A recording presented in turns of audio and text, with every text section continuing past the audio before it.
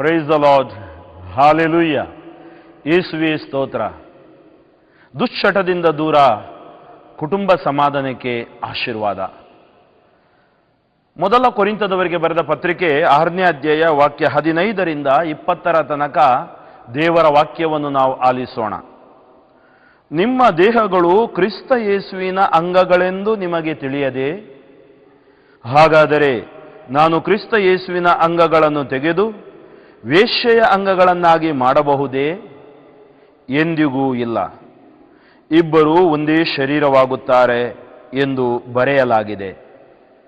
ವೇಶ್ಯೆಯ ಸಂಸರ್ಗ ಮಾಡುವವನು ಅವಳೊಂದಿಗೆ ಒಂದೇ ದೇಹವಾಗುತ್ತಾನೆ ಎಂದು ನಿಮಗೆ ತಿಳಿಯದೆ, ಆದರೆ ಪ್ರಭುವಿನ ಅನ್ಯೋನ್ಯತೆಯಲ್ಲಿ ಇರುವವನು ಅವರೊಂದಿಗೆ ಆಧ್ಯಾತ್ಮಿಕವಾಗಿ ಒಂದಾಗಿರುತ್ತಾನೆ. ವ್ಯಭಿಚಾರದಿಂದ ದೂರ ಸರಿಯಿರಿ. ಮಾನವನು ಮಾಡುವ ಇತರ ಪಾಪಗಳು ದೇಹಕ್ಕೆ ಬಾಹಿರವಾದವುಗಳು. ವ್ಯಭಿಚಾರ ಮಾಡುವಾತನು ತನ್ನ ದೇಹಕ್ಕೆ ದ್ರೋಹ ಬಗೆಯುತ್ತಾನೆ. ದೇವರು ನಿಮಗೆ ಅನುಗ್ರಹಿಸಿರುವ ಪವಿತ್ರಾತ್ಮರಿಗೆ ನಿಮ್ಮ ದೇಹ ಗರ್ಭಗುಡಿಯಾಗಿದೆ. ಆ ಪವಿತ್ರಾತ್ಮ ನಿಮ್ಮಲ್ಲಿ ವಾಸ ಮಾಡುತ್ತಿದ್ದಾರೆ ಎಂಬುದು ನಿಮಗೆ ಗೊತ್ತಿಲ್ಲವೇ? ನೀವು ನಿಮ್ಮ ಸ್ವಂತ ಸೊತ್ತಲ್ಲ, ಏಕೆಂದರೆ ನೀವು ಕ್ರಯಕ್ಕೆ ಕೊಳ್ಳಲಾದವರು. ಆದ್ದರಿಂದ ನಿಮ್ಮ ದೇಹದಲ್ಲಿ ಆ ದೇವರ ಮಹಿಮೆ ಬೆಳಗುವಂತೆ ಮಾಡಿರಿ.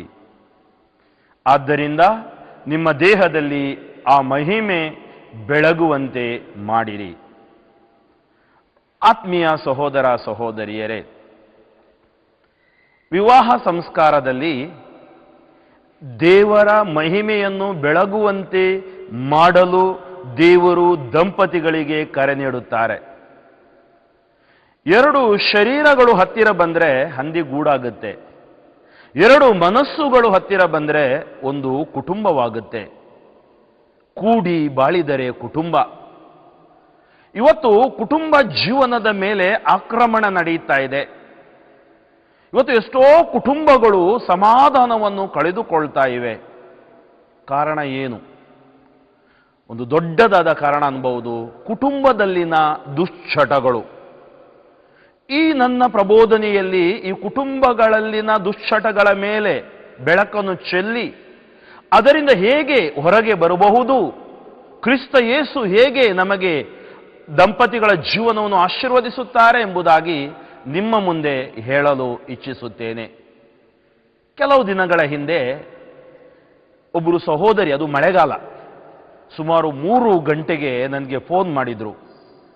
ನಾನು ಹೆಚ್ಚಾಗಿ ನನ್ನ ಮೊಬೈಲ್ ನೈಟ್ ಸ್ವಿಚ್ ಆಫ್ ಮಾಡೋಲ್ಲ. ಕಾರಣ ಇಷ್ಟೇ, ಎಷ್ಟೋ ಕುಟುಂಬಗಳು ಏನೋ ಫಾದರ್ ಫ್ರಾಂಕ್ಲಿನ್ಗೆ ಫೋನ್ ಮಾಡೋಣ, ಬ್ರದರ್ ಟಿ.ಕೆ. ಜಾರ್ಜ್ಗೆ ಫೋನ್ ಮಾಡೋಣ, ನಮ್ಮ ಕುಟುಂಬಕ್ಕೆ ಸಮಾಧಾನ ಸಿಗಬಹುದು. ಎಷ್ಟೋ ಸಾರಿ ಆತ್ಮಹತ್ಯೆ ಚಿಂತೆ ಉಳ್ಳವರು ಹೀಗೆ ಫೋನ್ ಆಯಿಸಿ ಪ್ರಾರ್ಥನೆ ಮಾಡಿದ್ದು ಇದೆ.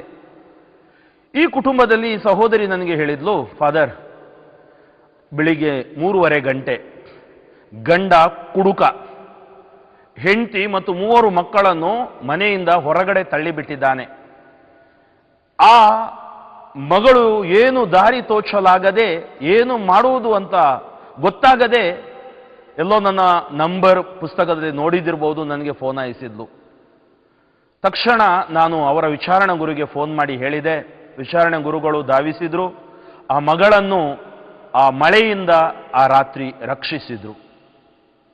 ಕಾರಣ ಗಂಡನ ಕುಡುಕುತನ. ಇವತ್ತು ಎಷ್ಟೋ ಕುಟುಂಬಗಳು ಈ ದುಶ್ಚಟ, ಕುಡುಕುತನ ಎಂಬ ದುಶ್ಚಟದಿಂದ ನಾಶವಾಗಿವೆ. ಒಂದು ವೇಳೆ ನಮ್ಮ ಕುಟುಂಬಗಳು ಕುಡುಕುತನಕ್ಕೆ ಅಂದರೆ ಮದ್ಯಪಾನಕ್ಕೆ ಹಾಕಿದ ದುಡ್ಡು ಇಟ್ಟಿದ್ದರೆ ನಮ್ಮ ಕುಟುಂಬಗಳು 3 ಕಾರು, 4 ಬಂಗ್ಲೆಗಳನ್ನು ಇಟ್ಟು ಓಡಾಡಬೇಕಾಗ್ತಿತ್ತು, ಓಡಾಡಬಹುದಿತ್ತು. ಏಕೆಂದರೆ ಇವತ್ತು ಕುಟುಂಬಗಳ ಮೇಲೆ ಒಂದು ಕ್ಯಾನ್ಸರ್ ಅಂತೆ, HIV ಏಡ್ಸ್ ಅಂತೆ ಮಾರಕವಾದ ದುಶ್ಚಟಗಳು ಆಕ್ರಮಿಸುತ್ತಾ ಇವೆ. ಎಷ್ಟೋ ದಂಪತಿಯರು ನನಗೆ ಹೇಳಿದ್ದಾರೆ, ಪತ್ನಿಯರು ಹೇಳ್ತಾರೆ, ಫಾದರ್, ನನ್ಗೆ ಗೊತ್ತಿಲ್ಲ ನನ್ನ ಗಂಡ ನನ್ನನ್ನು ಮದುವೆಯಾಗಿದ್ದಾನ, ಬಾಟ್ಲನ್ನು ಮದುವೆ ಆಗಿದ್ದಾನ. ನನ್ಗೆ ಗೊತ್ತಿಲ್ಲ ನನ್ನ ಗಂಡ ನನ್ನನ್ನು ಮದುವೆ ಆಗಿದ್ದಾನ, ದುಶ್ಚಟ, ಗ್ಯಾಂಬ್ಲಿಂಗ್, ಜೂಜು, ಡ್ರಗ್ಸ್, ಹೆರೋಯಿನ್, ಗಾಂಜಾ, ಬ್ಲೂ ಫಿಲಮ್ಸ್, ಈ ದುಶ್ಚಟಗಳಿಗೆ ಒಳಗಾಗಿದ್ದಾನೆ. ಎಷ್ಟೋ ಗಂಡಂದಿರು ಫೋನ್ ಮಾಡಿ ಹೇಳಿದ್ದಾರೆ, ನನಗೆ ಗೊತ್ತಿಲ್ಲ ಫಾದರ್, ಎಲ್ಲಿ ನನ್ನ ಹೆಂಡತಿ ನನ್ನನ್ನು ಮದುವೆ ಆಗಿದ್ದಾಳ, ಮೊಬೈಲನ್ನು ಮದುವೆ ಆಗಿದ್ದಾಳ, ಅಥವಾ ಪಾರ್ಟಿಯಲ್ಲಿ ಮುಳುಗಿ ಹೋಗಿದ್ದಾಳ. ಕಾರಣ ಮನೆಯಲ್ಲಿ ಇರೋಲ್ಲ, ಇದ್ರೆ ಒಂದೇ ಬೆಡ್ಡಲ್ಲಿ ಇದ್ರೂ ರಾತ್ರಿ 2-3 ಗಂಟೆಯ ತನಕ ಮೊಬೈಲಲ್ಲಿ ಮಾತಾಡ್ತಾ ಇರ್ತಾಳೆ.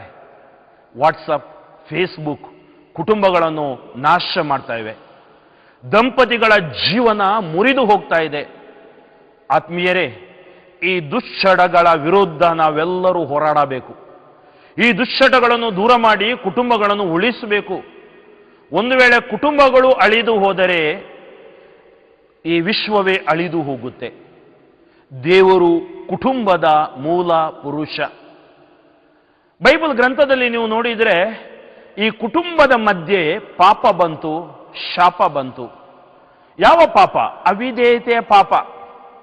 ಸಂಸ್ಕಾರಗಳಲ್ಲಿನ ಜೀವನ, ವಿಧೇಯತೆಯ ಜೀವನ.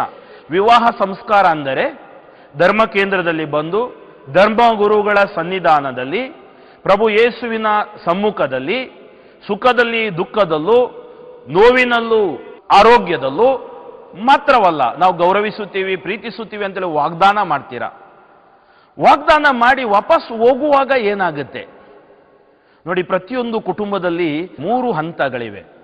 ಮೊದಲನೇ ಹಂತ ಹನಿಮೂನ್ ಸ್ಟೇಜ್, ಕಲರ್ಫುಲ್ ಸ್ಟೇಜ್, ನೀಲಿ ಆಕಾಶ. ಯಾಕೆಂದ್ರೆ ಮದುವೆ ಆಗುವುದರ ಮೊದಲು ತುಂಬಾ ಕನಸುಗಳು ಇರ್ತವೆ. ನನ್ನ ಗಂಡ ಹಾಗಿರ್ಬೇಕು, ನನ್ನ ಹೆಂಡತಿ ಹೀಗಿರ್ಬೇಕು, ನನ್ನ ಗಂಡ ನನ್ನ ರಾಜ, ನನ್ನ ಹೆಂಡತಿ ನನ್ನ ರಾಣಿ, ಎಂಥ ಕನಸುಗಳು ಹೊತ್ಕೊಂಡು ಬರ್ತಾರೆ. ಅವನು ಮದುವೆ ಮುಂಚೆ ಹೇಳ್ತಾನೆ, ನನಗೆ ಯಾವ ಚಟನೂ ಇಲ್ಲ, ನನಗೆ ಮದ್ಯಪಾನ ಅಂದ್ರೆ ವಾಸನೆ ಆಗ್ತಾ ಇಲ್ಲ, ಆದರೆ ಮದುವೆ ಆದಮೇಲೆ ಫುಲ್ ಟೈಟ್.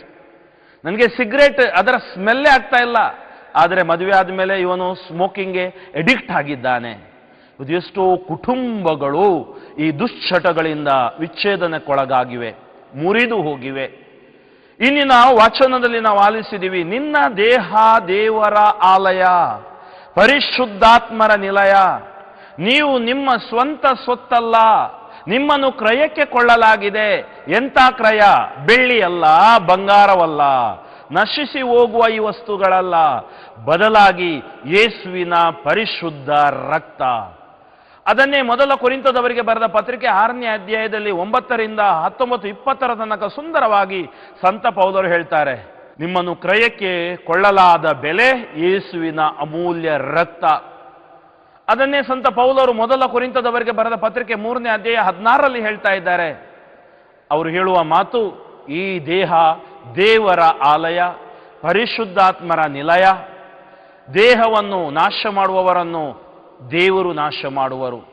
ನಿಮ್ಮ ದೇಹ ದೇವರ ಪವಿತ್ರಾತ್ಮಕ್ಕೆ ಗರ್ಭಗುಡಿಯಾಗಿದೆ.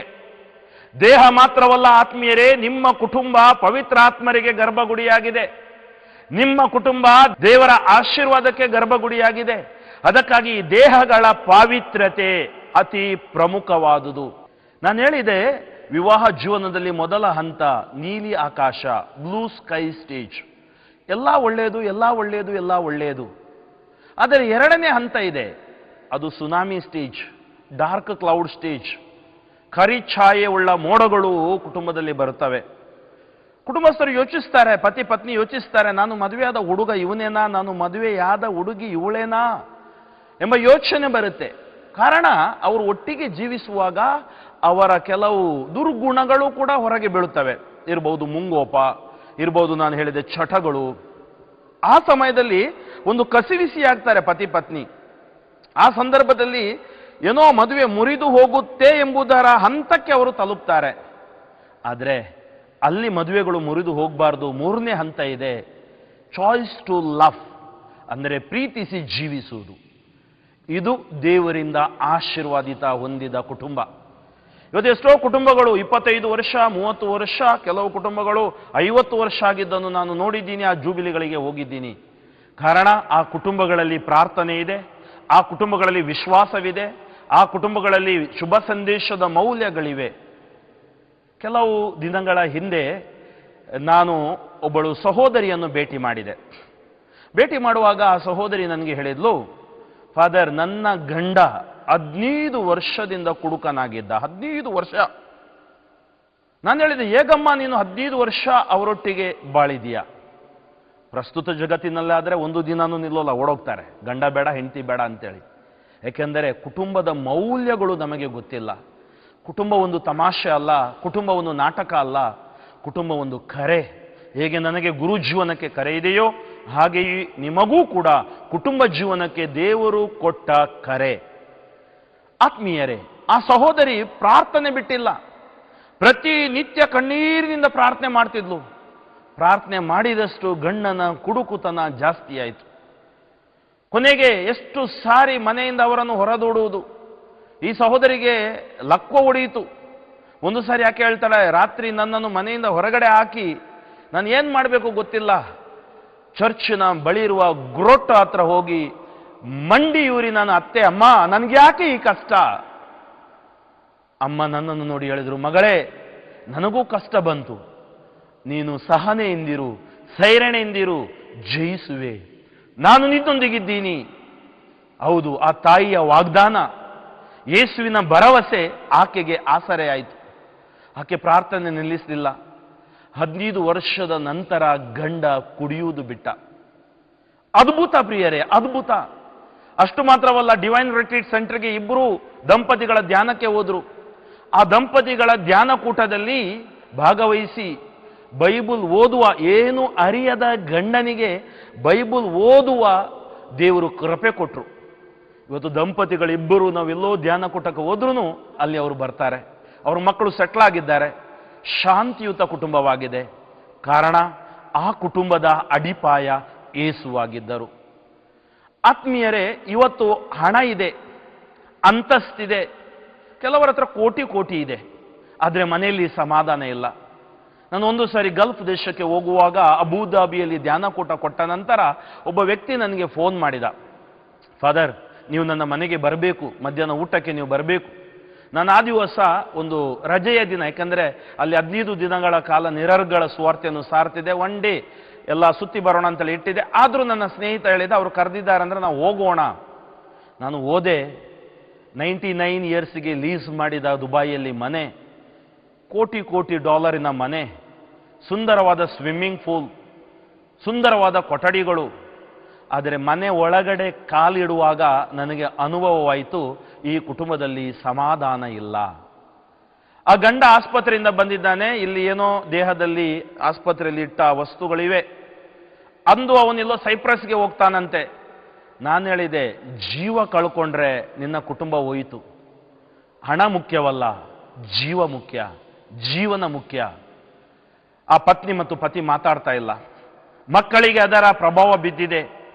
ಇಬ್ಬರನ್ನು ಜೊತೆಗೂಡಿ ಊಟ ಮಾಡುವ ಮುನ್ನ ಹೇಳಿದೆ, ನಾನು ಊಟ ಮಾಡಲು ಬಂದಿಲ್ಲ, ಬದಲಾಗಿ ಯೇಸು ಏನು ಹೇಳ್ತಾರೆ ನಿಮ್ಮ ಕುಟುಂಬಕ್ಕೆ ಹೇಳಲು ಬಂದಿದ್ದೀನಿ ಅಂತೇಳಿ ಅವರಿಗೆ ದೇವರ ವಾಕ್ಯದ ಕುರಿತು ಹೇಳಿದೆ.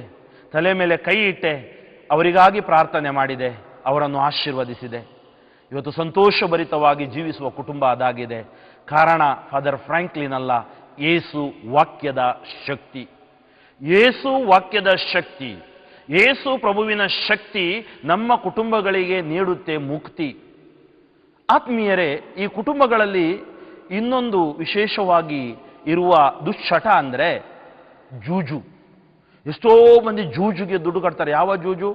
ಈ ಕ್ರಿಕೆಟಿಗಾಗಿ ಜೂಜು ಕಟ್ತಾರೆ, ಅಥವಾ ಹಾರ್ಸ್ ರೇಸ್ ಅಂತಾರೆ, ಕುದುರೆ ರೇಸ್ಗೆ ಜೂಜಿಗೆ ಹಣ ಕಟ್ತಾರೆ. ಇದು ಕ್ರೇಜ್. ಯಾರ ಹತ್ರ ತುಂಬ ದುಡ್ಡಿದೆ ಅದವರಿಗೊಂದು ಕ್ರೇಜ್ ಇರುತ್ತೆ, ಮತ್ತೆ ಕೆಲವರಿಗೂ ಜನರಿಗೂ, ಊರಿನ ಜನರಿಗೂ ಆ ಕ್ರೇಜ್ ಇರುತ್ತೆ. ನನ್ಗೆ ಗೊತ್ತು, ನಾನೇ ಆಶೀರ್ವದಿಸಿದ ಒಂದು ಮದುವೆ ಕ್ರಿಕೆಟಿಗೆ ಬೆಟ್ಟಿಂಗ್ ಕಟ್ಟಿ ಇವತ್ತು ಹೆಂಡತಿ ಅವನ ಸಾಲವನ್ನು ತೀರಿಸ್ತಾ ಇದ್ದಾಳೆ. ಅವ್ರು ಒಟ್ಟಿಗಿಲ್ಲ, ಮಗಳಿದ್ದಾಳೆ, ಅಳ್ತಾ ಇದ್ದಾಳೆ, ಲಕ್ಷ ಲಕ್ಷ ಸಾಲ ಮಾಡಿದ್ದಾಳೆ, ಹೆಂಡತಿಯನ್ನು ಸಿಕ್ಕಿಸಾಕಿಕೊಂಡಿದ್ದಾನೆ, ಆಕೆ ಚೆಕ್ ಬರೆದು ಕೊಟ್ಟಿದ್ದಾಳೆ. ಏನ್ ಮಾಡುವುದು? ಅವನ ಜೂಜಿನಿಂದ ಆ ಕುಟುಂಬ ನಾಶವಾಗ್ತಾ ಇದೆ. ಇನ್ನೊಂದು ಕುಟುಂಬ, ನಾನು ಊರಿಗೆ ಹೋದಾಗ ಅವರು ಹೇಳಿದ್ರು, ಫಾದರ್ ನನ್ನ ಗಂಡ ಡ್ರಗ್ ಎಡಿಕ್ಟ್, ಪ್ರತಿನಿತ್ಯ ಅವನಿಗೆ ಡ್ರಗ್ ತಂದು ಕೊಡದಿದ್ರೆ ಹುಚ್ಚನಂತೆ ಮಾಡ್ತಾನೆ. 15 ವರ್ಷದಿಂದ ಡ್ರಗ್ ಎಡಿಕ್ಟ್ ಆಗಿದ್ದಾನೆ. ಈ ಡ್ರಗ್ಗಿನಿಂದ ಅವನನ್ನು ಹೊರಗಡೆ ತರಬೇಕು. ಇನ್ನೊಂದು ಕುಟುಂಬಕ್ಕೆ ಹೋದಾಗ ಅವರು ಹೇಳಿದ್ದಾರೆ, ನನ್ನ ಗಂಡನಿಗೆ ಅನೈತಿಕ ಸಂಬಂಧವಿದೆ. ಇವತ್ತು ಈ ಮೊಬೈಲ್ಗಳು, ಬ್ಲೂ ಫಿಲಂಗಳು ಮನುಷ್ಯನನ್ನು ದುರ್ವ್ಯಾಮೋಹಕ್ಕೆ ಕೊಂಡೊಯ್ಯುತ್ತವೆ. ಇವತ್ತು ಮನುಷ್ಯ ದೇಹದ ಗೌರವ ಕಳ್ಕೊಂಡಿದ್ದಾನೆ. ವ್ಯಭಿಚಾರ ಎಂಬುದು ಮಾರಕ ಹಾನಿಕರವಾದ ಒಂದು ರೋಗ ಅನ್ಬಹುದು. ಪತಿ ಮತ್ತು ಪತ್ನಿಯ ಸಂಬಂಧ ಪವಿತ್ರವಾದುದು, ಅದರ ಬಾಹ್ಯವಾದ ಸಂಬಂಧ ಅದು ದೇವರಿಂದ ಬಂದಿದ್ದಲ್ಲ. ನೋಡಿ, ಪತ್ನಿಯನ್ನು ದೇವರು ಸೃಷ್ಟಿಸಿದ್ದಾರೆ, ಗಂಡಾಗಿ ಹೆಣ್ಣಾಗಿ, ತಪ್ಪಲ್ಲ. ದೇಹದಲ್ಲಿ ಒಂದು ಯೋಜನೆಯನ್ನು ಹಾಕಿದ್ದಾರೆ, ತಪ್ಪಲ್ಲ. ಆ ಯೋಜನೆಯ ಆಶೀರ್ವಾದ ಎಲ್ಲಿ ಬರುತ್ತೆ? ಆ ಯೋಜನೆಯ ಆಶೀರ್ವಾದ ವಿವಾಹ ಸಂಸ್ಕಾರದಲ್ಲಿ ಮಾತ್ರ. ವಿವಾಹ ಸಂಸ್ಕಾರದಲ್ಲಿ ಮಾತ್ರ. ವಿವಾಹ ಸಂಸ್ಕಾರದಿಂದ ಬಾಹ್ಯ ನಮ್ಮ ದೇಹವನ್ನು ದುರಾಚಾರಕ್ಕಾಗಿ ನಾವು ಬಳಸಬಾರದು. ಅದು ತಪ್ಪು, ಮಹಾ ಪಾಪ. ಏಕೆಂದರೆ ದೇಹವನ್ನು ನಾಶ ಮಾಡುವವರನ್ನು ದೇವರು ನಾಶ ಮಾಡುವರು. ಇವತ್ತು ನಾವು ನೋಡ್ತೀವಿ ಏನು ಶಿಕ್ಷೆ ಈ ವ್ಯಭಿಚಾರಕ್ಕೆ, HIV ಏಡ್ಸ್. ಇನ್ನೂ ಅದಕ್ಕೆ ಈ ಔಷಧಿಯನ್ನು ಕಂಡುಹಿಡಿಯಲಿಲ್ಲ. ಕಾರಣ, ಔಷಧಿ ಕಂಡುಹಿಡಿಯುವವರೆಗೆ ನಾವು ಹುಟ್ಟಲಿಕ್ಕೆ ಬಿಟ್ಟಿಲ್ಲ. ಇನ್ನೊಂದು ಮಾರಕವಾದ ಚಟ ಅಂದ್ರೇನು? ಅಬಾರ್ಷನ್. ಆಯ್ತು, ಸಂಬಂಧ ಇಡ್ತಾರೆ, ಗರ್ಭವತಿ ಆಯಿತು, ಹೋದ್ರು, ತೊಳ್ಕೊಂಡು ಬಂದ್ರು. ಅಂದರೆ ಮನುಷ್ಯ ದೇವರು ಕೊಟ್ಟ ಆ ಒಂದು ಆಶೀರ್ವಾದವನ್ನು ಕಳ್ಕೊಳ್ತಾ ಇದ್ದಾನೆ. ಅದಕ್ಕೆ ಇವತ್ತು ಈ ವಿಶ್ವದಲ್ಲೇ ಒಂದು ಅಲ್ಲೋಲ ಕಲ್ಲೋಲ. ಮಳೆ ಬರುವ ಟೈಮಲ್ಲಿ ಮಳೆ ಬರೋಲ್ಲ, ಕೆಲವು ಸರಿ ಸುನಾಮಿ, ಭೂಕಂಪ, ಅಪಘಾತಗಳು, ಏನೆಲ್ಲ ಈ ಘಟನೆಗಳು ನಡೀತವೆ ಅಂದರೆ ಒಂದು ರೀತಿಯಲ್ಲಿ ಇದನ್ನು ನೋಡುವಾಗ ವಿಷಾದವಾಗುತ್ತೆ. ಆತ್ಮೀಯ ಸಹೋದರ ಸಹೋದರಿಯರೇ, ದುಶ್ಚಟಗಳು ಕುಟುಂಬವನ್ನು ನಾಶ ಮಾಡುತ್ತವೆ. ಇನ್ನೊಬ್ಬ ಸಹೋದರ ನನಗೆ ಹೇಳಿದ, ಮದುವೆಯ ಮುನ್ನ ನನ್ನ ಗಂಡ ಹೇಳಿದ್ದ, ನಾನು ಸಿಗರೇಟು ಸೇವನೆ ಮಾಡೋಲ್ಲ, ಆದರೆ ಮದುವೆಯ ನಂತರ ಅವನು ಚೈನ್ ಸ್ಮೋಕರ್. ಈಗ ನನಗೆ ಅವನೊಟ್ಟಿಗೆ ಜೀವಿಸಲಿಕ್ಕೆ ಆಗ್ತಾ ಇಲ್ಲ ಫಾದರ್. ಆತ್ಮೀಯ ಸಹೋದರ ಸಹೋದರಿಯರೇ, ಆ ಸಹೋದರಿ ಪ್ರಾರ್ಥನೆ ಮಾಡಿದ್ಲು. ಪ್ರಾರ್ಥನೆ ಮಾಡಿ ಅದ್ಭುತ ನಡೆಯಿತು. ಒಂದಲ್ಲ, ಎರಡಲ್ಲ, ಮೂರಲ್ಲ, ಸಾವಿರ ಘಟನೆಗಳನ್ನು ನಾನು ನಿಮ್ಮ ಮುಂದೆ ಇಡಬಹುದು. ಪತಿಯಂದಿರೇ, ಪತ್ನಿಯಂದಿರೇ, ಯಾವಾಗ ನೀವು ದುಶ್ಚಟ ದುರ್ಗುಣಗಳಿಗೆ ಒಳಗಾಗ್ತೀರಾ, ನಿಮ್ಮ ಒಳಗಡೆ ಸ್ವಾರ್ಥ ಬರುತ್ತೆ, ನಿಮ್ಮ ಒಳಗಡೆ ಅಹಂಕಾರ ಬರುತ್ತೆ. ನೀನು ಯಾರು ನನಗೆ ಹೇಳಲಿಕ್ಕೆ ಎಂಬುದಾಗಿ ಜಗಳಗಳು ಆರಂಭವಾಗುತ್ತವೆ. ಅಲ್ಲಿ ಬೇಕು ವಿಧೇಯತೆ, ಅಲ್ಲಿ ಬೇಕು ತಾಳ್ಮೆ, ಅಲ್ಲಿ ಬೇಕು ವಿನಯತೆ, ಅಲ್ಲಿ ಬೇಕು ಜೊತೆಗೂಡಿ ನೀವು ಹೋಗುವುದು ಒಂದು ಧ್ಯಾನ ಕೂಟ. ನಾವು ನೋಡ್ತೀವಿ ಈ ಡಿವೈನ್ ರಿಟ್ರೀಟ್ ಸೆಂಟರ್ನಲ್ಲಿ ವರ್ಷ ಕುಟುಂಬೋತ್ಸವ ಧ್ಯಾನ ಇಡ್ತಾರೆ. ಕನ್ನಡದಲ್ಲಿ, ಕೊಂಕಣಿಯಲ್ಲಿ, ವಿವಿಧ ಭಾಷೆಗಳಲ್ಲಿ, ಆಂಗ್ಲ ಭಾಷೆಯಲ್ಲಿ.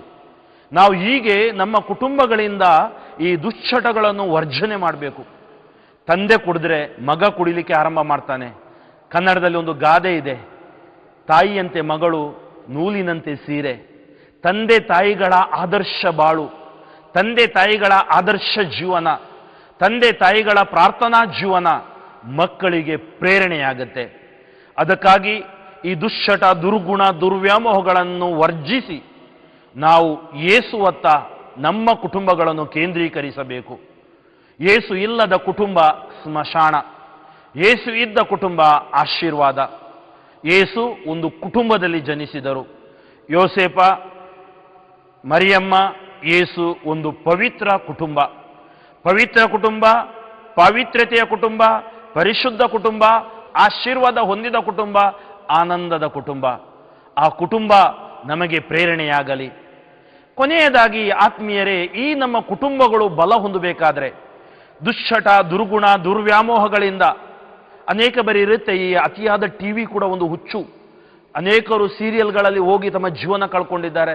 ಅತಿಯಾದ ಮೂವಿಗಳನ್ನು ನೋಡಿ ಯಾವುದು ಬ್ಯಾಲೆನ್ಸ್ ತಪ್ಪುತ್ತೆ, ನಾವು ಬ್ಯಾಲೆನ್ಸ್ ಮಾಡೋಲ್ಲ, ನಮ್ಮ ಕುಟುಂಬಕ್ಕೆ ಹೊಡೆತ ಬೀಳುತ್ತೆ, ಪೆಟ್ಟು ಬೀಳುತ್ತೆ.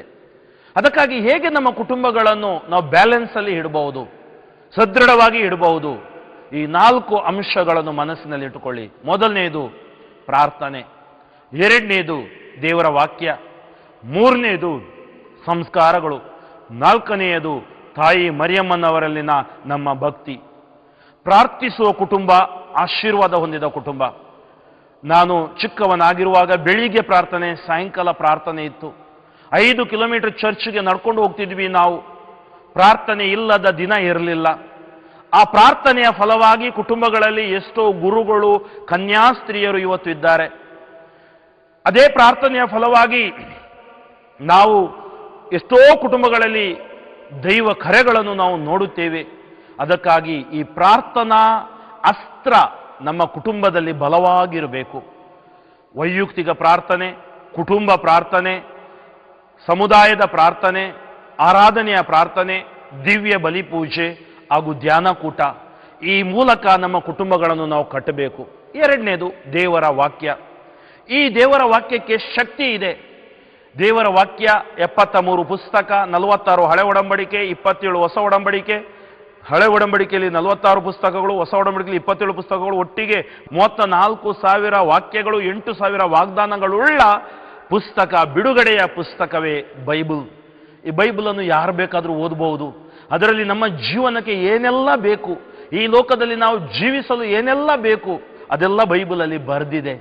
ಬೈಬಲ್ ಓದಿದವನು ಒಂದು ಒಳ್ಳೆಯ ಕುಟುಂಬಸ್ಥ ಆಗುತ್ತಾನೆ, ಸಮಾಜದಲ್ಲಿ ಒಳ್ಳೆಯ ಮಾನವನಾಗ್ತಾನೆ, ಶುಭ ಸಂದೇಶದ ಮೌಲ್ಯಗಳ ಪ್ರಕಾರ ಜೀವಿಸುತ್ತಾನೆ. ಈ ದೇವರ ವಾಕ್ಯವೇ ಸೌಖ್ಯವಾಗಿರುತ್ತೆ ಆ ಕುಟುಂಬಗಳಿಗೆ. ಅದಕ್ಕಾಗಿ ಕುಟುಂಬದಲ್ಲಿ ಪ್ರತಿಯೊಬ್ಬರಿಗೆ ಒಂದೊಂದು ಪವಿತ್ರ ಗ್ರಂಥ ನಿಮ್ಮಲ್ಲಿರಬೇಕು. ಮಕ್ಕಳು ಓದಬೇಕು. ವಿಮೋಚನ ಕಾಂಡ ಹೇಳ್ತಾ ಇದೆ, ಧರ್ಮೋಪದೇಶ ಗ್ರಂಥ ಹೇಳ್ತಾ ಇದೆ 6ನೇ ಅಧ್ಯಾಯ 4ರಿಂದ 6. ಮಕ್ಕಳಿಗೆ ಇದನ್ನು ತಿಳಿಸಿ. ನಮ್ಮ ಮಕ್ಕಳಿಗೆ ಏನು ತಿಳಿಸ್ತೀವಿ? ನಾವು ಒಂದು ವೇಳೆ ದುಶ್ಚಟ, ದುರ್ಗುಣ, ದುರ್ವ್ಯಾಮೋಹ, ಟಿವಿ, ಕಂಪ್ಯೂಟರ್ ಇವುಗಳಲ್ಲೇ ಮುಳುಗಿ ಹೋದ್ರೆ ಆ ಮಕ್ಕಳು ಆಶೀರ್ವಾದದ ಮಕ್ಕಳಾಗೋಲ್ಲ, ನಾಳೆ ನಮ್ಮನ್ನು ನೋಡೋಲ್ಲ. ಬದಲಾಗಿ ದೇವರ ವಾಕ್ಯದ ಶಕ್ತಿ, ಪ್ರಾರ್ಥನೆ ಸಮಯದಲ್ಲಿ ಪ್ರಾರ್ಥನೆ, ಆಟ ಸಮಯದಲ್ಲಿ ಆಟ, ಊಟ ಸಮಯದಲ್ಲಿ ಊಟ, ಪಾಠದ ಸಮಯದಲ್ಲಿ ಪಾಠ, ಇವುಗಳೆಲ್ಲವನ್ನು ಮಕ್ಕಳು ಕಲಿಯಬೇಕು. ದೇವರ ವಾಕ್ಯದ ಆಧಾರದ ಮೇಲೆ ನಿಮ್ಮ ಕುಟುಂಬಗಳನ್ನು ಕಟ್ಟಿದಾಗ ದುಶ್ಚಟಗಳಿಂದ ದೂರ, ಸಮಾಧಾನದ ಹಾರ ನಿಮ್ಮದಾಗುತ್ತೆ, ಎಲ್ಲ ಭಾರಗಳು ದೂರ ಹೋಗುತ್ತವೆ. ಯೇಸು ನುಡಿದರು.